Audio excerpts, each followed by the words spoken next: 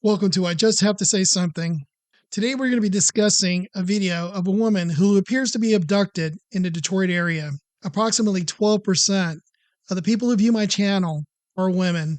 This video gives us an opportunity to review situations to avoid and lessons learned. But before we dive into this video, please like, subscribe, and hit that notification bell. Let's dive into this. The surveillance video that you see behind us is horrifying. It's unsettling, and now it's viral. And Detroit police want to know why it happened. Good evening. I'm Brandon Hudson.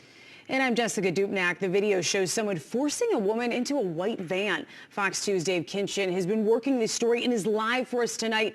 Dave, are we getting any answers from police here? You know, not a whole lot right now. Police say they are working this case very, very carefully with a lot of resources on it. We went up to people in the neighborhood and they already knew what we were going to ask them about because they saw the video. It's been seen several times over, very viral, but also very frightening. Viral and terrifying video of a man jumping out of a van and slamming a woman against it before forcing her inside. Detroit police say the brutal scene happened in an alleyway in the area of Gratiot and 8 Mile around 5:30 p.m. Christmas Day. Okay, some of you may know that I was a paramedic firefighter, and I will tell you that bad things happen to good people at all times and in just about any situation you could find. So here's a perfect example of somebody minding their own business at 5:30 in the evening. It's not even dark yet on Christmas Day. So what can we learn from this? You really need to be attuned to your situational awareness. Try to avoid going down alleys, lone streets, things where you're going to be isolated. People are always noticing things. Criminal elements are looking for opportunities. And a young woman walking down an alley, even if it's an early evening in the dusk, these guys don't care. So while they may be an inconvenience to go out of your way to walk down the main thoroughfare of a block, but at least you're out in public. There are stores around you and there are people around you where it's much harder for somebody to take advantage of an opportunity to rob you or to possibly kidnap you like in this situation. So what do you do now? You're in this situation.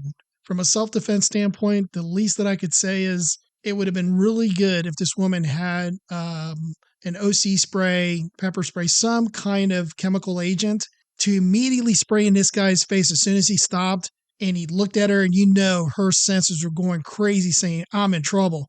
At that point, when he opened the door and started heading toward her, if she would have filled his face up with some OC spray and she would have ran down the alley in the opposite direction, it could have possibly prevented her getting abducted. Just that delay and that distraction could have given her time to get the hell out of there.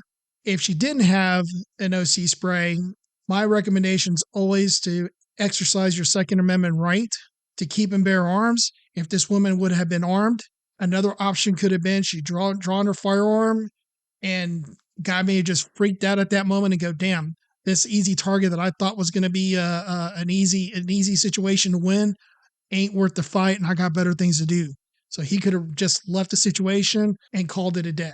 Shaking people in the area to their core. When I seen her on Instagram and I looked and I'm like, okay, she was taken against her will, and it was pretty scary because I'm out and I got 5 kids and being out, yeah, shucks. Jessica Barnett says she's watching her surroundings extra closely. To see that and know that I'm in this area day in and day out, yeah, I just hope the police get me. So far, Detroit police sources can only say they are actively investigating the video and are working to make sure the woman is alive and well. If you're new to self-defense and you're new to considering owning a gun, you will hear this from many Second Amendment supporters. You are your own first responder. You notice right here, the Detroit Police Department's like, hey, we're doing our best, and we sure hope she's okay. And we'll fill out the proper reports if she isn't. You have to be prepared to take care of yourself and those that you love. Leaving it up to the police is not an option, not in these big cities. Too many of these big cities have been defunded, the police are demoralized, and there's really low numbers of police officers in the field at any one time. So they'll get around to you when they get around to you. So you are your own first responder. Always please keep that in mind. Very, very scary, very violent for women, children, being out the bus line or whatever, and it's cold. The surveillance video begins with the van pulling up as it catches up with the woman before the struggle begins. You hear the woman plead for the man to back off. Just be nice. Fox 2 contacted Lakeside Budget Storage, the company name seen on the van. They would only say they are working with Detroit police on the investigation. I feel like Detroit just a little crazy right now. So I think it's funny. Everything is relative. I grew up in a very rough neighborhood in Miami, but Detroit's been rough for a long time. So when you know somebody who's lived in a rough town says, hey, it's getting real rough, things are getting really bad. Many we talked with say the shocking assault is yet another reason to look after one another more closely. You know, it's like a lot of kids going home from school, walking, a lot of women waiting at bus stops, but nobody pay attention to that. I feel like we just need to care more about our women and children. And to a certain degree, I agree with them. We should all be watching out for one another. But in reality, I'm a true advocate of holding our political leaders responsible and accountable for the safety of our communities. If you're electing district attorneys, mayors, city council members that are soft on crime, that are letting your community go wild with crime, and you're the one that has to lock themselves in your house, you're the one that's scared of going out at night because the criminal elements are so bad, that is something you can change. I always ask for those that are liberals and those that are Democrats that are good, honest people, take a step back and ask yourself one simple question. You've been voting the same way for many years to even decades. And ask yourself one simple question. Are things getting better in your community? And I don't want to hear the excuse of, well, things suck now. They're only going to get worse if I vote for a Republican. No, that is a fear tactic that the left uses to maintain power over its population. Just ask yourself a question. I've been doing the same thing over and over again, and things aren't getting any better. Maybe it's time to evaluate your choices because you don't have to live in fear. So among the things police are trying to figure out, who is this woman? What is her current condition? Is she indeed okay? And of course, who are the people or who's the person involved that put her in that vehicle and drove off? A lot of questions that they're working on at this late hour. We'll bring you the latest as we get it. Reporting live for now at Detroit Police Headquarters, Dave Kinchin, Fox 2 News. And Dave, I got to ask, any idea where this video came from, how it surfaced? I know we saw it, the last 24, 48 hours. Where'd it come from?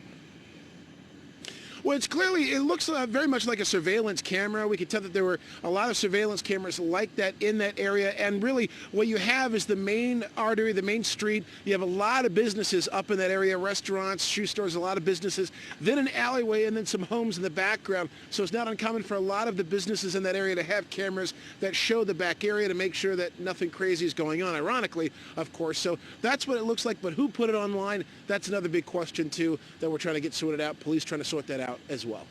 I certainly hope this woman is found safe and sound. As I mentioned earlier, you are your own first responder. So really the lessons learned out of this situation is avoid risky situations and putting yourself in a compromising situations. Be prepared. Have an OC spray. Look into self-defense classes. Look into gun ownership. It's a great hobby. You get to meet some really cool people at the range, and it really does help build confidence. Another option, if you have young children, teenagers, it's really good if you have teenagers that are driving, is using an application called Life 360. You have no ties with them whatsoever, but it's a great tool to have because it can pinpoint someone's location pretty accurately. Thank you for visiting. I just have to say something. Please like and subscribe and hit that notification bell.